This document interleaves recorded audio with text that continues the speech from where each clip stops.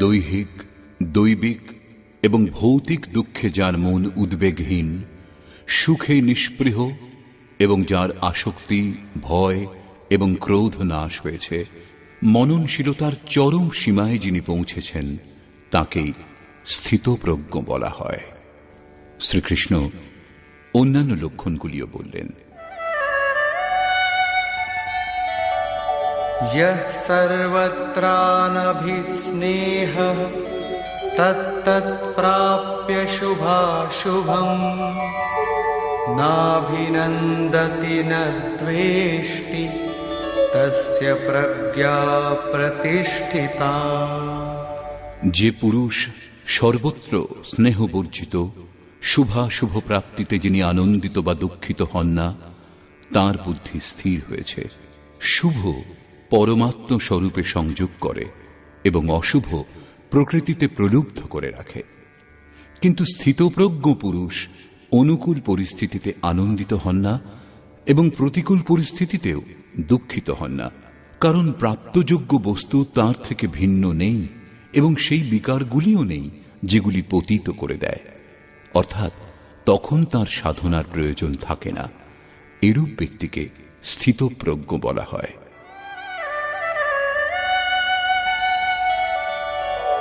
यदा संहरते चायं कूर्मोऽङ्गानीव सर्वशः इन्द्रियाणीन्द्रियार्थेभ्यः तस्य प्रज्ञा प्रतिष्ठिता। কচ্ছপ যেমন নিজ অঙ্গসমূহ সংকুচিত করে, সেইরূপ এই পুরুষ যখন চারদিক থেকে নিজ ইন্দ্রিয় সমূহকে প্রত্যাহার করেন তখন তার বুদ্ধি স্থির হয়। বিপদের সম্মুখীন হলেই কচ্ছপ যেমন নিজের মাথা পা সংকুচিত করে, সেইরূপ যে পুরুষ বিষয় বিচরণশীল ইন্দ্রিয়গুলিকে বলপূর্বক বিষয় থেকে আকর্ষণ করে হৃদয় দেশে নিরুদ্ধ করেন, সেই কালে সেই পুরুষের বুদ্ধি স্থির হয়। কিন্তু এটা একটা দৃষ্টান্ত মাত্র। বিপদ দূর হলেই কচ্ছপ নিজ অঙ্গসমূহ পুনরায় প্রসারিত করে। স্থিতপ্রজ্ঞ মহাপুরুষও কি সেই প্রকার বিষয়ে রস নিতে আরম্ভ করেন? এই প্রসঙ্গে বলছেন, विषया विनिवर्तन्ते निराहारस्य देहिनः रसवर्जं रसोऽप्यस्य परं दृष्ट्वा निवर्तते। ইন্দ্রিয় দ্বারা যে পুরুষগণ বিষয় ভোগ করেন না, তারা বিষয় থেকে নিবৃত্ত হন, কারণ তারা গ্রহণ করেন না। কিন্তু তাদের আসক্তি দূর হয় না, আসক্তি রয়ে যায়। সম্পূর্ণরূপে ইন্দ্রিয় সমূহকে বিষয় থেকে আকর্ষণ করেন যে নিষ্কাম কর্মীগণ, তাদের আসক্তি পরং দৃষ্ট্বা, পরম তত্ত্ব পরমাত্মার সাক্ষাৎকার হলে নিবৃত্ত হয়। মহাপুরুষ কচ্ছপের মতো নিজের ইন্দ্রিয় সমূহকে বিষয়ে লিপ্ত করেন না। ইন্দ্রিয় সমূহ বিষয় থেকে নিবৃত্ত হলে সংস্কার লুপ্ত হয়ে যায়, এদের আত্মপ্রকাশ ঘটে না। নিষ্কাম কর্মযোগের আচরণ করে পরমাত্মার প্রত্যক্ষ দর্শনের সঙ্গে সঙ্গে সেই পুরুষের বিষয়াসক্তি দূর হয়। চিন্তন পথে প্রায়ই হঠকারিতা দেখা যায়। দৃঢ় থেকে ইন্দ্রিয়গুলিকে বিষয় থেকে আকর্ষণ করে নিবৃত্ত হয়ে যান, কিন্তু মনে আসক্তি ও বিষয় চিন্তা লেগেই থাকে। এই আসক্তি পরং দৃষ্ট্বা, পরমাত্মার সাক্ষাৎকার হলেই দূর হয়, তার আগে নয়। পূজ্য মহারাজজি এই সম্বন্ধে নিজের জীবনের একটি ঘটনা বলতেন। গৃহত্যাগের পূর্বে তার প্রতি 3 বার আকাশবাণী হয়েছিল। আমি জিজ্ঞাসা করেছিলাম, মহারাজজি, আপনার প্রতি আকাশবাণী কেন হয়েছিল, আমাদের প্রতি তো হয়নি? তখন মহারাজজি বলেছিলেন, হো এই শঙ্কা মোহু কে ভয় রহি, অর্থাৎ এই সন্দেহ আমারও হয়েছিল। তখন অনুভব হলো যে আমি গত 7 জন্ম থেকে সাধু, 4 জন্ম কেবল সাধুর বেশে তিলক কেটে ভস্য মেখে কোথাও কমণ্ডলু নিয়ে বিচরণ করেছি। যোগক্রিয়ার জ্ঞান ছিল না, কিন্তু গত 3 জন্ম ধরে যেমন হওয়া উচিত তেমনি সাধু ছিলাম। আমার অন্তরে যোগক্রিয়া জাগ্রত ছিল। পূর্বজন্মেই নিবৃত্তি হয়ে এসেছিল, কিন্তু দুটি ইচ্ছা বাকি ছিল, স্ত্রী ও গাঁজা। অন্তর্মনে ইচ্ছা ছিল, কিন্তু বাইরে থেকে আমি শরীরকে দৃঢ় রেখেছিলাম। মনে বাসনা ছিল, তাই জন্ম নিতে হয়েছে। জন্মের পর অল্প সময়ের মধ্যেই ভগবান সবকিছু দেখিয়ে শুনিয়ে নিবৃত্তি প্রদান করেছেন। 2-3 তুড়ি দিয়েই সাধু বানিয়ে দিয়েছেন। এই কথাই শ্রীকৃষ্ণ বললেন যে ইন্দ্রিয়ের সাহায্যে যিনি বিষয় গ্রহণ করেন না, সেই পুরুষেরও বিষয় থেকে নিবৃত্তি হয়। কিন্তু সাধনা করে পরম পুরুষ পরমাত্মার সাক্ষাৎকার হলে বিষয়গুলির আসক্তিও চলে যায়। অতএব সাক্ষাৎকার যতক্ষণ না হয় ততক্ষণ কর্ম করা উচিত। উর কছু প্রথম বাসনা রহি, প্রভুপদ প্রীতি সরিত সোবহি। ইন্দ্রিয়গুলিকে বিষয় থেকে নিবৃত্ত করা অত্যন্ত কঠিন। এর উপর আলোকপাত করলেন।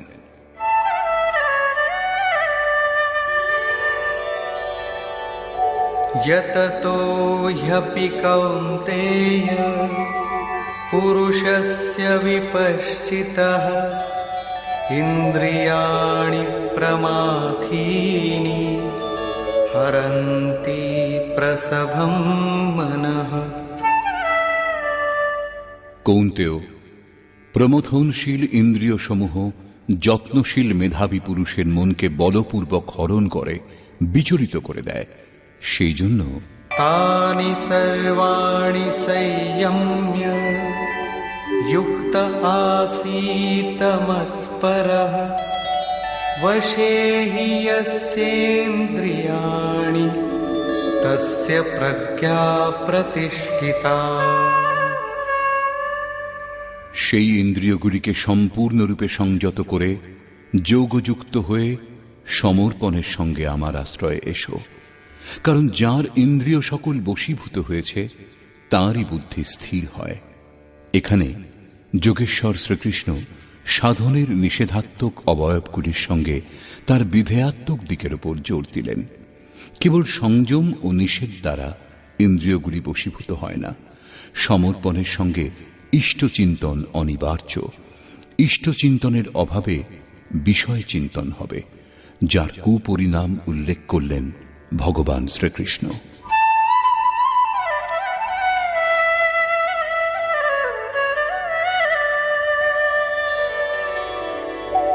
ध्यायतो विषयान् पुंसः सङ्गस्तेषूपजायते सङ्गात् संजायते कामः कामात् क्रोधोऽभिजायते। বিষয়সমূহ চিন্তা করতে করতে মানুষের সেই সকলে আসক্তি জন্মে। আসক্তি থেকে কামনা জাগে। কামনা পূর্তিতে বাধা পেলে ক্রোধ উৎপন্ন হয়। ক্রোধ থেকে কি হয়? क्रोधाद् भवति सम्मोहः सम्मोहात् स्मृतिविभ्रमः स्मृतिभ्रंशात् बुद्धिनाशो बुद्धिनाशात् प्रणश्यति। ক্রোধ থেকে মূঢ় ভাব অর্থাৎ অবিবেক উৎপন্ন হয়। নিত্য অনিত্য বস্তুর জ্ঞান থাকে না।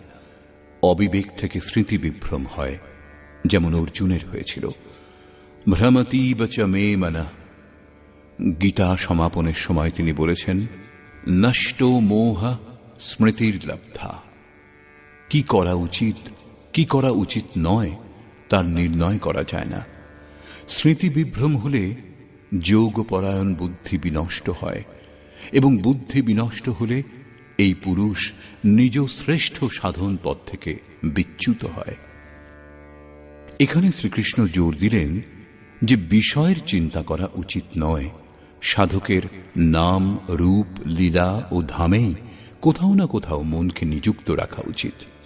ভজনে অলসতা করলে মন বিষয়াভিমুখ হবে। বিষয়ের চিন্তন থেকে আসক্তি জন্মে। আসক্তি থেকে সেই বিষয়ের কামনা সাধকের অন্তর মনে জাগে। কামনা পূর্তিতে ব্যবধান উৎপন্ন হলে ক্রোধ, ক্রোধ থেকে অবিবেক, অবিবেক থেকে স্মৃতিবিভ্রম এবং স্মৃতিবিভ্রম থেকে বুদ্ধি বিনষ্ট হয়। নিষ্কাম কর্মযোগকে বুদ্ধিযোগ বলা হয়, কারণ বুদ্ধি স্তরে এর বিচার করা উচিত যে কামনাগুলি যেন না জাগে, ফল নেই। কামনা জাগলে এই বুদ্ধিযোগ নষ্ট হয়ে যায়। সাধন করিয় বিচারহীন, মন শুদ্ধ হয়ে নাহি তৈসে। বিচার আবশ্যক। বিচার শূন্য পুরুষ শ্রেয় সাধন থেকে পতিত হয়, সাধন ক্রম ভঙ্গ হয়, সর্বথা নষ্ট হয় না। যেখানে অবরুদ্ধ হয়েছিল ভোগের পর সাধন সেইখান থেকেই পুনরায় আরম্ভ হয়। বিষয়াভিমুখ সাধকের এই গতি হয়। স্বাধীন চেতা সাধক কোন গতি লাভ করেন, একে আধার করে শ্রীকৃষ্ণ বললেন,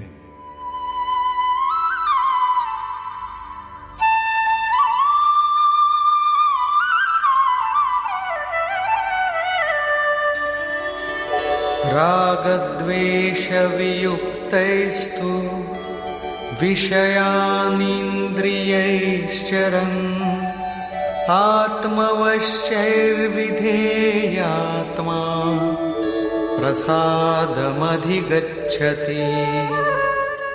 আত্মবিধি প্রাপ্ত প্রত্যক্ষদর্শী মহাপুরুষ রাগ দেশ মুক্ত হয়ে স্ববশীভূত ইন্দ্রিয়সমূহ দ্বারা বিষয়ানুচরণ, বিষয়সমূহে বিচরণ করেও প্রসাদমধিগচ্ছতি, অন্তঃকরণের নির্মলতা লাভ করেন।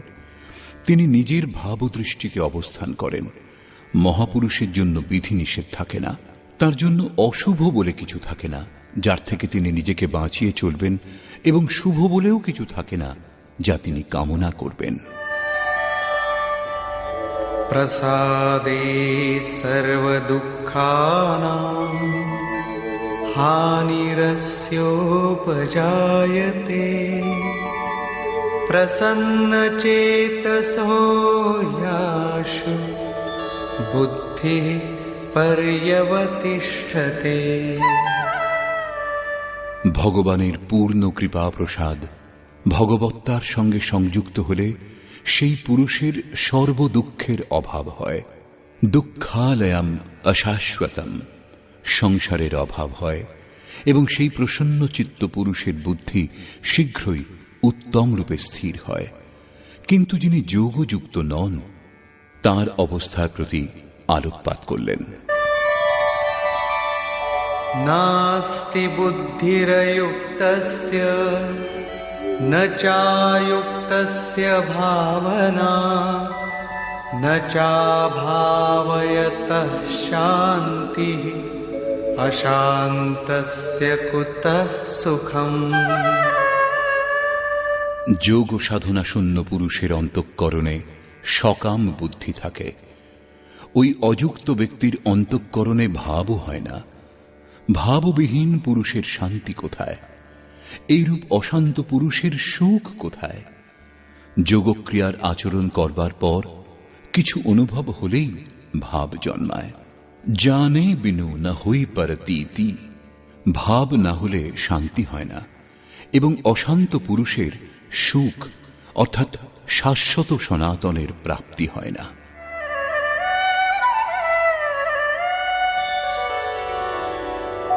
ইন্দ্রিয়াণাং হি চরতাং যন্মনোনুবিধীয়তে তদস্য হরতি প্রজ্ঞাং বায়ুর্নাবমিবাম্ভসি। বায়ু যেমন জলস্থিত নৌকাকে বলপূর্বক গন্তব্যস্থান থেকে দূরে নিয়ে যায়, সেইরূপ বিষয়সমূহে বিচরণশীল ইন্দ্রিয়গুলির মধ্যে যে ইন্দ্রিয়টিকে মন অনুসরণ করে, সেই একটিমাত্র ইন্দ্রিয়ই ওই অযুক্ত পুরুষের বুদ্ধি হরণ করে। অতএব যোগের আচরণ অনিবার্য। ক্রিয়াত্মক আচরণের উপর শ্রীকৃষ্ণ পুনরায় জোর দিলেন। তস্মাদ্যস্য মহাবাহো নিগৃহীতানি সর্বশঃ ইন্দ্রিয়াণীন্দ্রিয়ার্থেভ্যঃ তস্য প্রজ্ঞা প্রতিষ্ঠিতা। হে মহাবাহ, সেই জন্য যে পুরুষের ইন্দ্রিয়সমূহ বিষয় থেকে সর্বপ্রকারে নিবৃত্ত হয়েছে তার বুদ্ধি স্থির হয়। বাহু কার্যক্ষেত্রের প্রতীক। ভগবানকে মহাবাহু এবং আজানুবাহু বলা হয়। তিনি হাত পা ব্যতীত সর্বত্র কার্য করেন। তাতে যিনি স্থিতি লাভ করেন অথবা যিনি সেই ভগবত্তার দিকে অগ্রসর, তিনিও মহাবাহু। শ্রীকৃষ্ণ ও অর্জুন উভয়ই মহাবাহু। या निशा सर्वभूतानां तस्यां जागर्ति संयमी यस्यां जागृति भूतानि सा निशा पश्यतो मुनिः।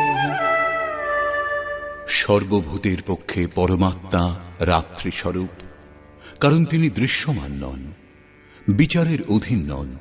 তাই রাত্রি স্বরূপ সেই রাত্রিতে পরমাত্মাতে স্থিত সংযমী পুরুষ উত্তম রূপে দেখেন, বিচরণ করেন, জাগ্রত থাকেন, কারণ সেখানে তার প্রবেশের অধিকার আছে। যোগী ইন্দ্রিয়সমূহের সংযমের দ্বারা তাতে স্থিতি লাভ করেন। যে বিনাশশীল সাংসারিক সুখ ভোগের জন্য ভূতগণ দিন রাত পরিশ্রম করে, যোগীর পক্ষে তা রাত্রি স্বরূপ। রমা বিলাসুরাম অনুরাগী তজত বমন জিমি জন বড় ভাগী। যিনি পরমার্থ পথে নিরন্তর সজাগ এবং ভৌতিক ইচ্ছা থেকে সর্বথা মুক্ত, তিনি ইষ্টে প্রবেশ লাভ করেন। তিনি এই সংসারেই থাকেন, কিন্তু তার উপর সংসারের কোনো প্রভাব পড়ে না। মহাপুরুষ কিভাবে অবস্থান করেন, এখানে তারই বর্ণনা।